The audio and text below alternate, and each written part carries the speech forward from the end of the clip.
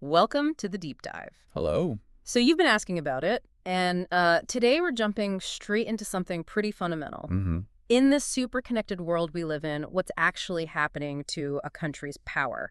Its ability to make its own decisions. Right. State sovereignty. Exactly. We've looked through the material to give you a clear, quick take on how globalization and this idea of state sovereignty, how they interact. Or maybe how they clash. Well, that's the core question, isn't it? Yeah. Can any country truly be a lone island when economies are so linked? And information travels instantly. Yeah, and think about huge challenges like pandemics. Mm-hmm. They obviously don't care about borders on a map. Mm. So that's the real tension we're digging into. Okay.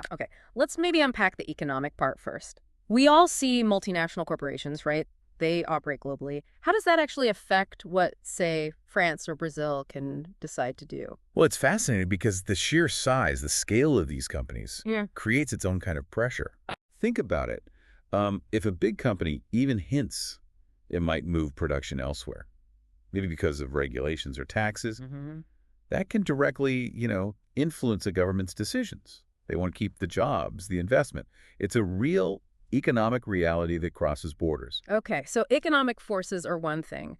But building on that, the whole digital world, that adds a whole other layer, doesn't Oh, it? absolutely. The internet, social media, they've kind of sidestepped the old gatekeepers, the traditional news sources within a country. How are our nations even dealing with that in terms of sovereignty over, like, the national conversation? That's a huge question for sovereignty today. I mean, Wow. can a government really control the info its citizens get when data, opinions, everything just flows freely across the net? So what do they do? Try to block things? Some do, yeah. They attempt censorship, try to build digital walls, but it creates this constant push and pull with the internet's, well, inherently borderless nature. It's not just intangible stuff like information or economic pressure, though. What about actual formal agreements?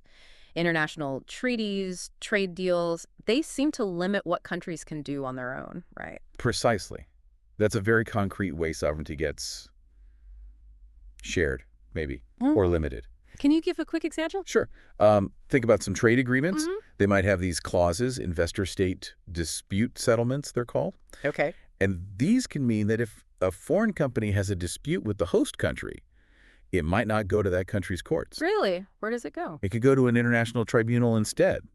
So effectively, the nation is handing over some of its judicial authority in those specific cases. Wow, okay.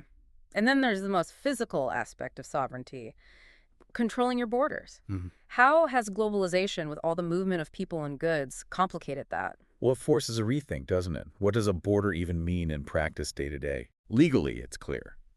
But the constant flow goods for supply chains, people migrating or traveling, digital information we just talked about, Mm-hmm. it challenges that old idea of absolute hermetic control. The pandemic, COVID-19, seemed like a perfect storm for this. It really was. The virus showed how connected we are, instantly global, but the reaction was often countries slamming borders shut, focusing inward. What's the takeaway there? That's the paradox, exactly. It highlighted our interdependence like never before, Right. but it also triggered this almost reflex action towards national autonomy. The state needing to protect its own people, using border controls, making independent health choices. Both things happened at once. So when we look at all these forces, economic, digital, legal, even health, is it just inevitable? Is globalization slowly eating away at national sovereignty, or can they, coexist somehow? I think it's more like a constant negotiation. It's not necessarily a zero-sum game. Okay. Nationalism, that feeling of national identity, the desire for self-rule, Huh. that's still incredibly powerful. The real question is how nations adapt. How do they assert their sovereignty within this globalized reality? It's dynamic, a balancing act, not really winner takes all. Okay, so boiling it all down from this deep dive, it seems globalization definitely throws some serious curveballs at the traditional picture of a completely sovereign state. No doubt. Economic ties, the internet, international law, they all reshape the landscape. It creates complexities. Exactly. Go ahead. Globalization brings chances, for sure, but also real challenges to that classic idea of national sovereignty. Right. And for you, as you're listening, maybe just notice the everyday examples. Think about where the stuff you buy comes from or the global news you read. Does thinking about this sovereignty tension maybe shift how you see current events playing out? Definitely something to keep in mind.